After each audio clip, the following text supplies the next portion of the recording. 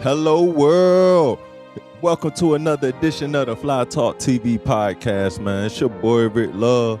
And tonight, we're going to do this shit a little different, man. It's the special edition, man. As you can see, I ain't got no guests with me. Usually, I have a guest so we can dive into their creativity, they creative process. But tonight, we finna dive into my story. I started the podcast off and straight started having guests, like interviewing guests, but we never got my story. So let's break this shit down. Feel me? So I'm originally from Portsmouth, Virginia, born and raised. Like 80s baby, might I add. I was living in Cavalier Manor, growing up. My teenage years, man, we fucked it up, man. We was out here running wild on them, hopping on mongooses, riding everywhere, playing basketball, writing raps, fucking with the bitches, all the shit typical teenagers do. Me and my boys, we used to always say we was like The Wood, like the movie The Wood. We was like them niggas, yo, when they was going up, like hitting the little parties and shit like that, and just cracking jokes on each other, typical teenager shit. So, but my passion at that time was like hooping. Like I played basketball and shit. I played for the school. But I noticed then I had a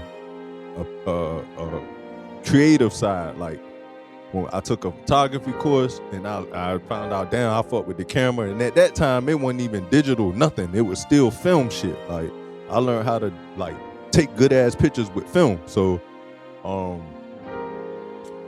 fast forward that, I graduate 2004. Now I'm out here in the world, you feel me? Like the real deal shit. And what I end up doing, I got a little job, you know what I mean? But it paid good. And the crazy thing about it, I ain't even realize how good I was getting paid. Like that's how green I was at the time. You couldn't tell me shit. I thought I knew it all, you know what I mean? But yeah, I ran my course with the job, end up getting fired. And boom, what I end up doing after that. But even during the midst of the job, I was rapping. I started rapping. What the fuck I'm talking about? Yeah, I started rapping. I was with the Dream Team, which consisted of me, Ray Sosa, Soprano the Youngin, and Shane Gutter, and Chris Kane. Like that was the team. We was the Dream Team. We started out at 420 Studios with DJ Rob. It was then right that I realized like, yo, I like this studio shit. Not even just the recording process. I'm looking at all the equipment. Like this nigga had a photography booth shit inside like one of the rooms. He had a hot tub in one of the other rooms. This nigga had a whole like the studio A type shit going on. I'm like, yeah, I like this shit. So we did our records and shit over there, and then we got locked in with JB over there, Radio Ready down there in Norfolk, off of Martin Luther King. And shouts out to JB and shouts out DJ Rob, man. Appreciate y'all, man. But yeah, when at Radio Ready, that's when I first seen Keno Beats. Shouts out to Keno Beats, man. He used to be in Studio B, just in that shit, learning the beats process. Like we ain't know that's what he was doing. Like JB would just be like, yeah, he in there fucking with the beats, because he will always be there. So that just goes to show, man, that hard work will pay off, because that nigga was, every time we had a session, he would be in there just cooking up shit. Like he ain't never come out that room. Like if you go and look through the little window shit, he in there just on that computer. But yeah, we was cooking our tapes up, man. Everybody was doing their solo shit. We had collab to do the group projects or whatever. And just like any other group, man, what goes up must come down. We ended up splitting up, but it wasn't like on no fuck you type shit. It's just like business purposes. Everybody wasn't on the same page. So we just, decided that it'd be best for everybody try their hand on their own and shit. So, that was a situation. So boom. Then what I ended up doing, man, I ended up getting with Ming. We started up the Livelihood Entertainment, and that consisted of Mean was like the manager. He oversaw everything that was happening. And then, you know, of course, me, and then Ray Sosa and Jazz Springer. That was like the clique. And then we had Dario. Dario would do his like singing and shit like that too. So, but I ain't gonna will, man. We talk accountability. I fucked that up. I fumbled the bag on that shit, yo. I had some whole other domestic relationship crazy shit going on that fucked that up, man. So, which is unfortunate because ain't no telling where that could have went. But you know, it is what it is, man. Like I don't.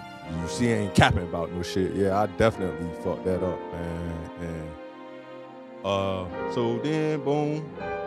As far as all this music shit, boom, I ended up moving. I got my spot out Independence Square, and then I came up with the 42 Boys, and that shit there was a whole vibe. Like we was really rocking. And that was different because damn near every member of the group was family. So I ran the ship on that one though. It was as me overseeing everything. I had Mike Money, I had L Money, goddamn 1080p, Rico, Sacred, Lil Heavy, Free Lil Heavy, man.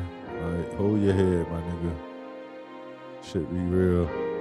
But yeah, we was just making some shit, man. We dropped some tapes, man. You go on that piff and put 42 Boys in, some shit gonna come up, man. We was rocking and rolling. We was shooting little videos here and there.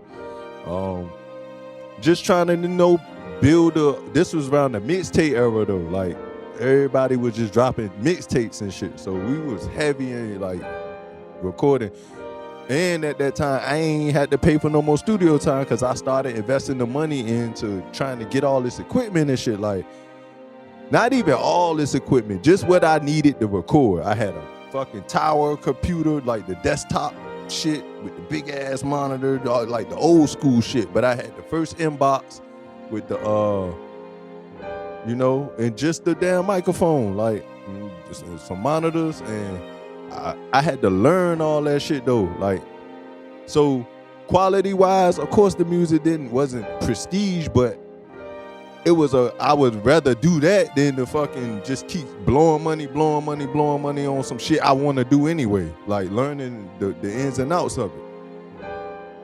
So yeah, that was a thing, man. I was rocking out at Independence Square at that time. Got evicted. Goddamn. So I ended up moving to my aunt crib out Deep Creek Crossing, and that shit was a whole movie too. We had some wild time. We fucked Deep Creek Crossing up. Me and Mike Money, boy, we was on hella missions every day. Goddamn. We was moving through that shit, man. And bro ended up coming to live out there. He ended up getting a spot out there too. Like shit was just crazy at that time. So I do my time there. Boom. Then I bounced around to my sister's crib. That's one thing I will say though. I bounced around all through Portsmouth, man. I could never stay put, man. My ass was everywhere running through the city.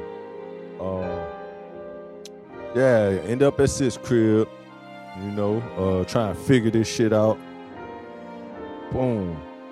What happened, man? I be thinking about my life, man. It be so much shit. I gotta really backtrack. And remind me, I ain't writing none of this shit all coming off the dome, so bear with me on this shit.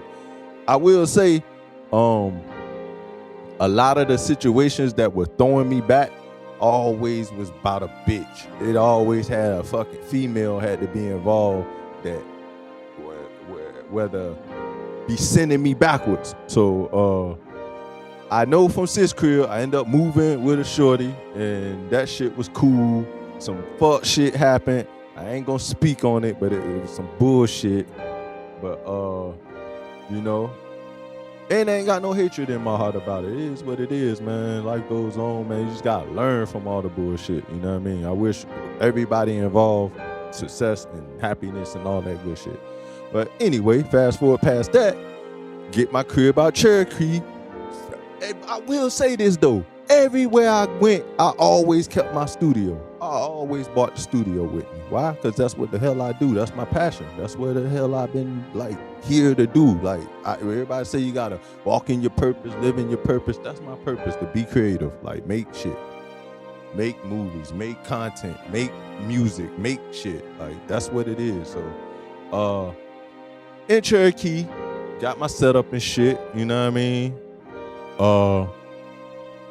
Just at that time, just trying to figure out the recording process. We had the 42 Coalition shit, and that was with like Dane, Fred B, goddamn Tommy Shells, goddamn me, and it was like we tried to merge my 42 boys with the Coalition shit, because they ain't like the 42 boy shit. They was like, nah, man, we ain't fucking with that, which was cool, you know what I mean? But we did 42 Coalition, and that music was fucking crazy. Like that music was like classic shit, and it's tucked in the vault. Like everybody can't get that. Like we might have to NFT that shit or something. Like that's a good ass idea while you talking. I had to do that. But yeah, so what happened after that, man? I ended up in Churchland. Now I'm at my dude's crib in Churchland, fucking trying to figure this shit out some more. Our crib got flooded out. That was fucked up, man. That was a bad time, yo. Like, nigga, we lost the dog in that shit. Like, Shaggy died in that joint, yo. That was crazy. But I didn't lose the studio, because I had it in the car. Like, you think I'm playing? That shit went with me everywhere. Like, I got all work and seen all that shit. Like, damn, this is crazy. Like, we lost everything, but I had the studio. So, like, that went with me to my aunt crib. Now my Holly Cole, I'm fucking around our Holly Cole. You know what I mean? We out that shit. I'm with Mike every day. Me and Mike Money running around that shit wildin'. We were wildin'. We did College Beach weekend out there. We used to do cookouts and shit. We used to goddamn be on the block while the niggas be shooting dice, niggas smoking, drinking, just chilling though, like all just regular typical hood shit. Like that was a time. But I in the midst of all of that shit, I knew I was supposed to be doing some other shit though. Like, and there's no knock to anybody. I'm just speaking for me. Like I know like where I was trying to go, and a constant cycle of that type shit, I ain't gonna never get where I'm trying to go. Like, but it did develop certain aspects of me where like you learn hood shit. You just adapt to that shit, and it's in you after that. Like, and don't get it twisted. Like, even out the manor, all that shit that happened out there, that was the damn foundation of where the hood shit started. By the time, fast forwarding that all the way up to Holly Cole, man, that shit is just like, this shit cool, but it ain't cool. Like, that's how I'm looking at it. And situation happened where goddamn I had to leave there. I don't even want to speak on that. But nigga, when I'm talking about my life been like fucking roller coaster, literally up, down, up, fucking down, up, down. It might swing your ass around. That's how my life be for real. I end up in a fucking motel, not a hotel, a motel. I'm talking about some crazy shit. Anybody from the area know about Frank Truck Stop? Nigga, I was over there at the motel over there by Frank Truck Stop. Some country ass shit. I'm talking about rough, like, to the bottom. I had my homegirl came to see me one time, man. She literally looked me in my eyes and was like, Rick, next time I see you, you cannot be here. Like, you got so much more inside you, and this ain't it. That shit hit me too, cause in hindsight, I'm thinking, shit, I'm self-sufficient. I don't live with nobody. I'm making sure this shit get paid. I can feed myself. I can goddamn it take care of what the hell I gotta do. But in all actuality, that shit was all wrong. I was fucking living foul. I was living foul than a motherfucker. And it took for my brother to holler at me. It took for my brother to holler at me on some real G shit. Like, he chopped it up with me and was like, bro, that ain't it, bro. You need to like swallow your pride, nigga. Fuck all the bullshit. You need to carry your ass back home with my dudes and figure this shit out. And mind you, the reason I was even at the motel, like I said, so shit happened at my aunt crib, but even prior to that, I had got a goddamn DUI, man. I had got a DUI. And I tell you, that night was crazy, yo. I got a DUI on fucking Christmas Eve. How about that? I got down, yo. By the time I got to the damn magistrate shit downtown, they was like, yo, your Christmas gift is gonna be us letting you out of here because you lucky I'm working tonight. Like, that's what the lady told me. She like, you lucky I'm here. That's your Christmas gift, because if I won't hear your ass, we're gonna be here the whole weekend. So they let me out and shit, but let me break that story down. So I'm at Cuzzo crib. Okay, before that, like I said, all my setbacks be behind a female. So earlier that day, mind you, it's Christmas Eve, shorty girl tell me, boom, you gonna be able to pick me up from work when I get off. She worked at the mall and shit. So I'm like, in Chesapeake Square, I'm like, yeah, hell yeah, I'll be able to pick you up, no biggie. Cuzzo throw this party at his crib that night. So anybody know the area? What was I? What Cuzzo was in? It's off of George Washington, man. I can't even think of the name of the shit, man. We was out there, and shorty girl hitting me like, Rick, you gonna pick me up from work? You know I get off at 9. I'm like, man, I'm drunk as a motherfucker. I'm like, yo, shorty, like, you can't find no other way to the crib. She like, hell no, Rick, that's why I asked you from jump, can you pick me up? All right, oh shit, all right, man, I'm on my way. So, mind you, this shit ain't no new shit to me. A nigga been doing this shit. I been goddamn drinking and driving. So to pick her up won't the problem. Like, yeah, it's a problem because I'm drinking and driving. Let's not get that twisted. That's definitely a problem. But in my mind, I'm like, I'm not worried about getting pulled over because I don't drive crazy. I get with this damn girl, get all the way there, pick her up. First thing she talking about is, why you gotta be driving so fast, driving all crazy? So I look at her like, do you want to drive? She like, no. I'm like, well, shut the fuck up and let me drive then. What you talking about? Like, I ain't even want to come do this shit. You sitting here talking crazy. If you feel all like that, you should drive, because I'm chilling right now. Get on the interstate, boom. We got down. The goal was to take her home. That was the whole plan. I had my cousin with me. She know Cuzzo got the pat. He be having the pat on him. So she like, can we stop by Cuzzo crib to get the pat? I said, man, you always got some bullshit with you. So we get off the exit. She get mad and mush me. She mush my head to the window as I'm getting off the ramp shit. So I swerve, hit the damn median. You know how the median got the concrete part. I hit that median so hard, yo. The car bounced and drifted in the middle of the street. So I'm just stuck right here like, I'm looking at her like, bitch, is you for real? You just hit me, yo, like, what the fuck?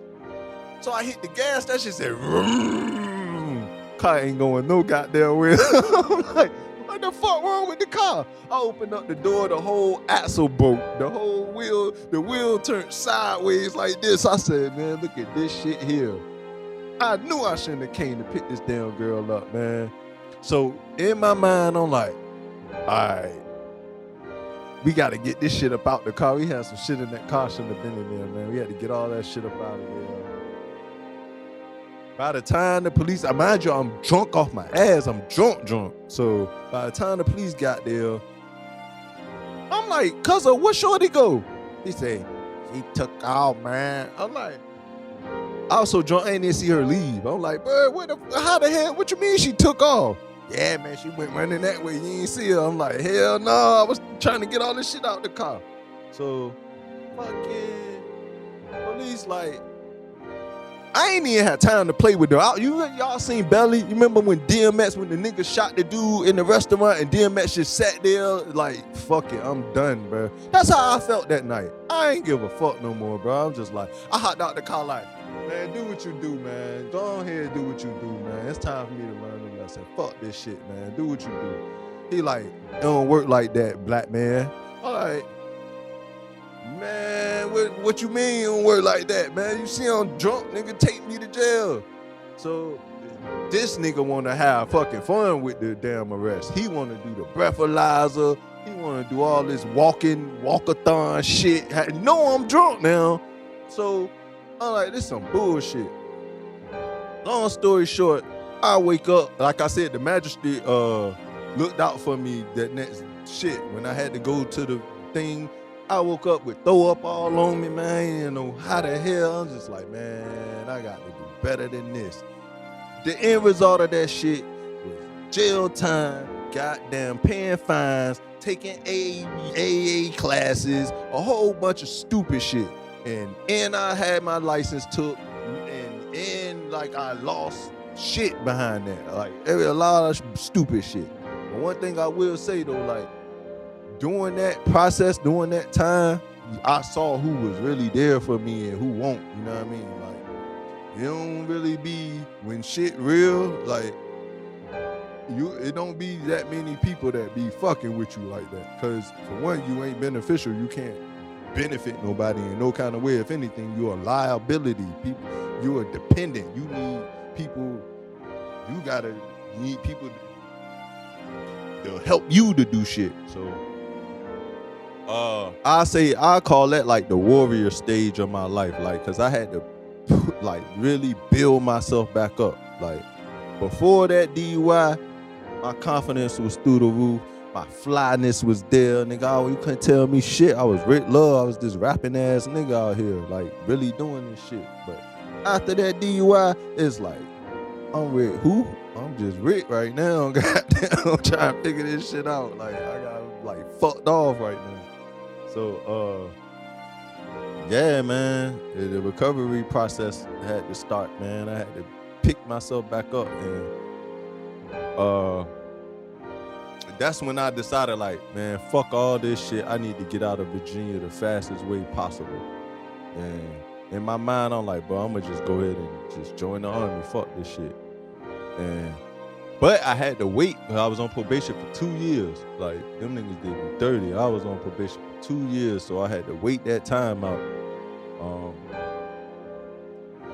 Before I shipped off, I started working with my cousin and Omar. They had the early bird shit rocking. My cousin Rico and Omar Skinner, they had the early bird clothing line popping off. And that's where I got really like, I would say more like freelancing behind the camera, like learning the techniques of camera, editing. Like I knew how to do it, but shit was on another level because I was really moving around, really shooting conferences, shooting meetings, shooting fucking parties, cookouts, any event that was going on. I was behind the camera doing all the work and editing and posting and all that shit. So I thank them for that opportunity. Like that shit was dope. Like that sort of, ain't no sort of, it did. It prepared me for all the stuff that I'm doing right now. Like legit. Yeah, I did that for a few months, and then I shipped off, man. I ended up in the Army. My basic was in Fort Jackson, South Carolina. And in my mind, I'm like, damn, I don't know what to expect. But shit, it can't be no worse than these fucking 28, 29 years I done out here doing all this bullshit. 8 weeks shouldn't hurt that damn bad. But nigga, when I tell you, that shit challenges you mentally and physically, because you gotta think, I went in at 30. I'm around 18-year-old, 19-year-old, 20 kids damn near. Like all the way they think and shit, I'm past that mentally. Like, so the way the Army works is like, especially, well, I can only, like, I'm speaking basic training shit. When one person fuck up, everybody fuck up. So if this little nigga like fuck the damn drill sergeant, I want to fucking piss him off, everybody gonna get fucked off behind it. And if he doing that and his little buddies think that shit is cool, like on some high school, not even high school, like on some middle school shit, they had yeah. And mind you, they younger, so these niggas ain't worried about doing no push-ups. They not worried about doing no front lean rest, none of that shit. They don't care. I'm like, nigga, that's stupid as hell. Like, why the fuck we doing extra stupid shit for your retardedness? Like, but that's how, after a while, you just get used to the shit. You was like, man, fuck it. But by the time I got done with that shit, when I tell you I'm in the best shape of my life, nigga, my shape was crazy back there. I always got them on my shit.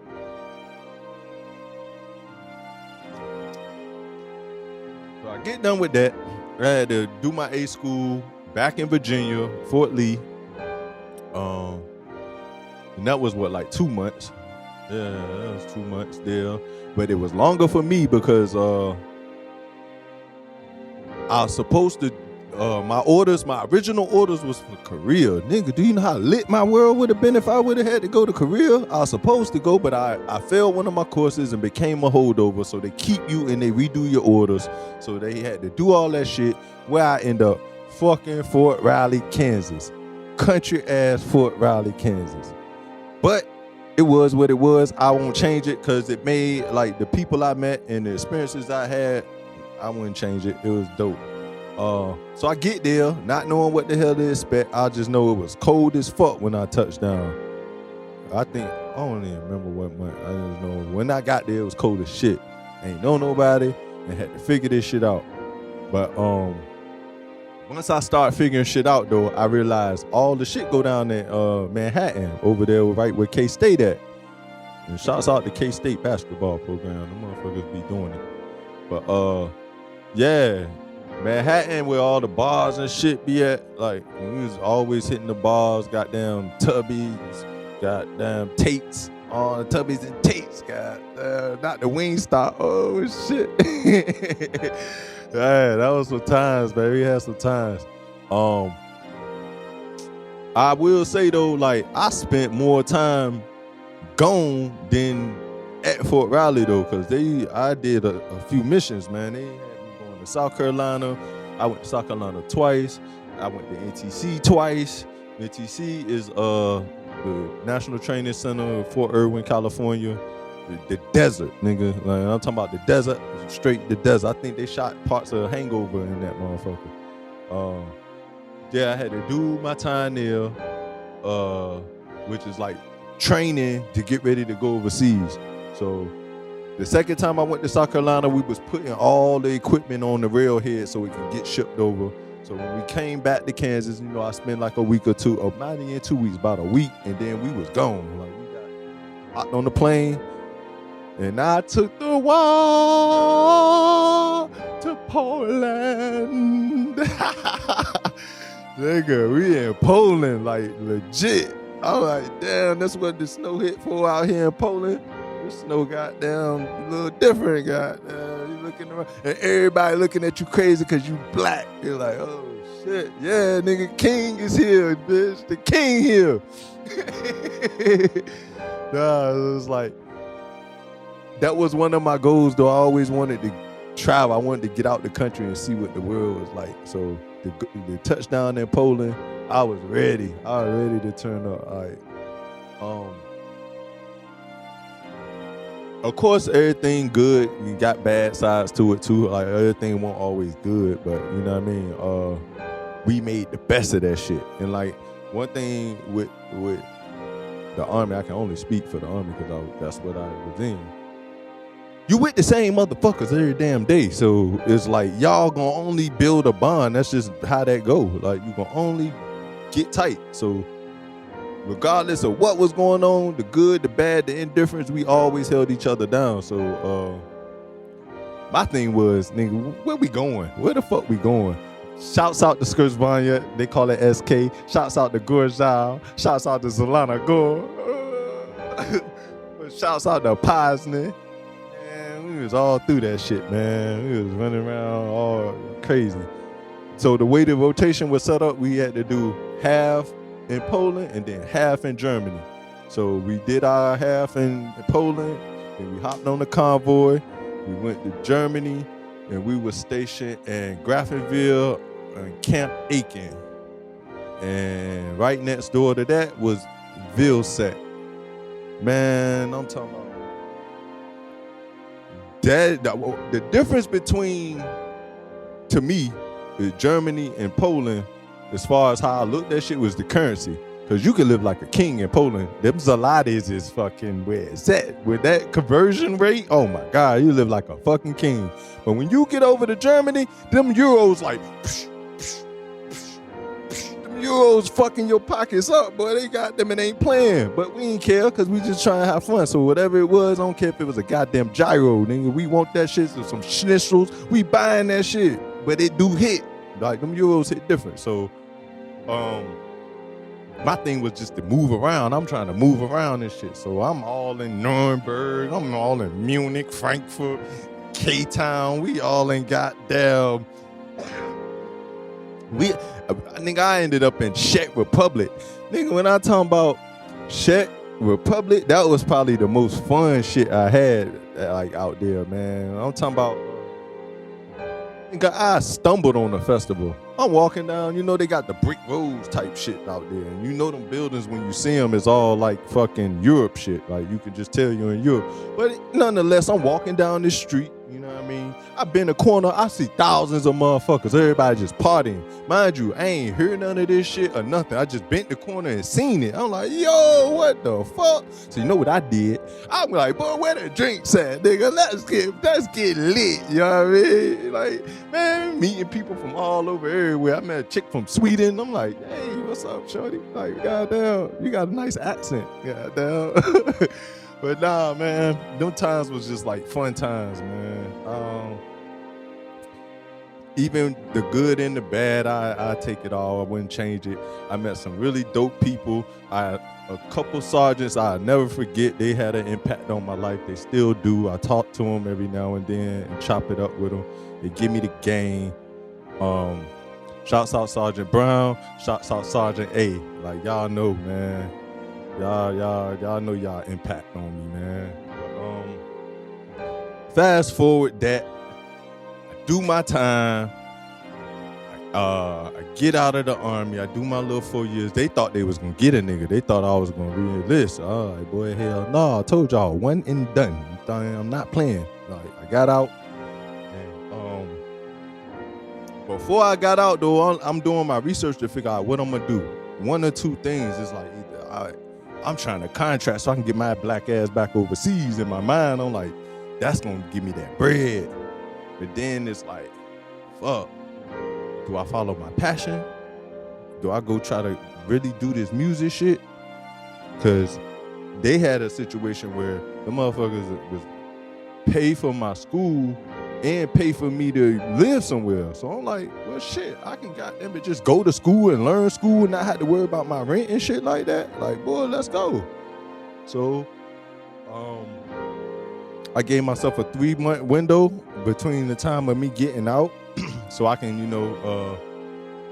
I had that much leave time built up. I'll just leave it like that. Like, I had 3 months of leave built up. So I'm back in Virginia at my uncle's crib, just cooling, trying to figure it out. And when I tell you, that's when I realized shit was different for me. Like, I had changed as a person because, mind you, born and raised in Portsmouth, Virginia. Like, that's my stomping ground. Like, that's where I come from. That's inside of me. But when I tell you I felt uncomfortable, I felt out of place, I felt like I had an adjustment to try to make, that shit was real. Like, and nobody could understand it. Like, they like, nigga, what is you tripping about? Like, you got them in on some other shit. And I'm like, man, I don't know, bro, but I feel like niggas trying to rob me. Everywhere I go, I feel like niggas out to get me. But in reality, them niggas looking at me like I'm a triple OG. I'm the old head out here now. Like, cause the city different now. Like, it ain't the same how it was when I was coming up. But the people that know, they know, like, nigga, you like an old head now. Won't nobody paying me no mind, basically. But by the time I did adjust, it was time for me to goddamn go ahead and move down to Florida. But of course I had to come down here and find a spot. I had to figure out where I was gonna fucking live. So I made a trip. I ain't even just, when I tell you I got up and just hopped on the road, I ain't playing it, I ain't do nothing. I just had a bad night. Then I said, man, fuck this. I'm going out of town. Fuck it, I'm gone. I just went to Florida, found my place, and came back and just about it had to just wait for my place to be ready. And when it was ready, I packed up whatever was in that could fit in my car, and then I was on the road. Got here, I'm like, dog. When I got here, I had a hoodie, some jeans, and some Timbs on. I said, oh, hell no, this ain't gonna work. This ain't gonna work out here. This is not gonna work. Hell no. But that was a fun time though, cause I'm like, dog, I'm really out here in fucking Florida, boy. Like, what the hell? Like, this shit real. But I ain't just on some willy-nilly shit either. I'm trying to go to school and learn this recording art shit. I gotta really learn how to be a recording engineer. Like, that's the whole point of this shit. Like, the military made me goal-oriented. Like, that is still the discipline to like start something and try to finish it. Like, don't just fucking give up on it. Cause I had an issue when I was coming up. I like with all them music stories I was saying, yeah, we put projects out, but we were starting shit and not finishing it. So now it's like, all right, I'm about to start this school shit and I gotta finish it. Like, it's a no-fail mission right now. So and it's an accelerated program. A typical bachelor's take 4 years to get. That program is 2 years. Yeah, so with it being accelerated, it's like this shit fly by fast. Every class, 30 days, like it's just 1 month. You got it. So for me, the way I got through it, I took every class I had, I took the information that was necessary that I could apply to what I'm trying to do. Cause there's so much shit they throw at you, you ain't gonna remember all of it unless you fucking go back and then keep practicing shit, and at the same time you still gotta pass your class. So it's like, you pass the class or try to learn all the information. No, you balance that shit. You pass your class, but you take what you need to take as far as what you can apply to where your vision is and where you trying to go with the reason you're there. So I do that shit. I class after class, grind, and the shit wasn't easy. Everybody just think, oh, you in school for fucking music shit. That shit sound like the shit. Nah, that shit is real grind. Like, you gotta like really be like into that shit. I graduated October 22. Yeah, graduated then. Nigga, when I tell you, ain't no celebrating. I literally had to walk out of graduation and go walk straight to class. Like, the professor won't go on. He like, boy, yeah, graduation ain't nothing but like an hour and a half. Yeah, you can come to class after that. I'm like, oh, like, what if my fucking family was here? Like, they don't even give a shit. He was like, bro, you got class. So either way, like, I left graduation, had to go to class because now I'm doing the master's in film. So, like, y'all see all this fucking shit going on. I don't got no camera crew. I'm doing all this shit by myself. Like, I may have to fucking, this camera stops, I gotta go reset it. I gotta fucking do all this editing shit, but I do it for y'all because I wanna be the creative nigga that y'all fuck with. But that's why I'm tying all this shit in together to just pretty much give y'all the backstory on like why I do what I do and who I am, not just as an artist, but as a man. Like, my life been up and down roller coaster shit, yo. So the end result of a life like that gave me wisdom. It gave me discernment and a stronger relationship with God. Like, cause when shit hit the fan, only one that pulls you through all of that stuff is God. Like, for me, I can only speak for me. Like, God be there to like let me understand that everything is a lesson and it's all temporary shit, and everything that's rough will come to pass. And when it's good, don't let it be too good. Accept it be proud of it, but always try to push forward. So, yeah, man, this has been a interesting journey being out here in Orlando, Florida, man. Shouts out to all the Floridians. Florida's a wild motherfucking place, yo. You see some wild in it. What Charlamagne say, goddamn, all the craziest people in the world come from the Bronx in Florida. I speak for Florida. You see some crazy people out here. Like, they don't give no fucks. They be on the edge with shit. But on the flip side, you see some like cool shit too, man. The scenery, the weather always good. It's hurricane season, but like the weather always good down there, shit, man. And I stay out the way. I'm a very minimum ass person. Like, if it ain't about no business shit, I'm really not trying to fuck with it because I'm on a purpose right now. When it's time for me to really enjoy some shit, it'll be right there waiting on me to step out there and do that. Right now, I'm on purpose, and the type of shit that I do for business gonna be fun shit anyway. Like, ain't no telling where I may end up to do a photo shoot, to do a video shoot, to do a recording session. There's no telling. If I'm shooting a music video, ain't no telling. Like, I'm gonna do some fly shit. If I'm doing it for me, we going all the way up, baby. We going up. But yeah, man, it's been another edition of the Fly Talk TV podcast, man. And it's so much more I want to dive into. But who knows, man, depending on the reception from this video, I want to get into like this relationship shit, or these the way the world is now, how they take modern women and all of the men, everybody just doing this instead of doing that. Like, I be into that kind of shit. So who knows, man? You never know. I might have spin-off type shit going on, but we'll see. But this been another edition, man. I appreciate y'all, man. Y'all go run it up, man. Y'all support the channel, man. Yeah, just gonna support me. Fuck with your boy, because I'm fucking with y'all, man. And until the next time, holla at me.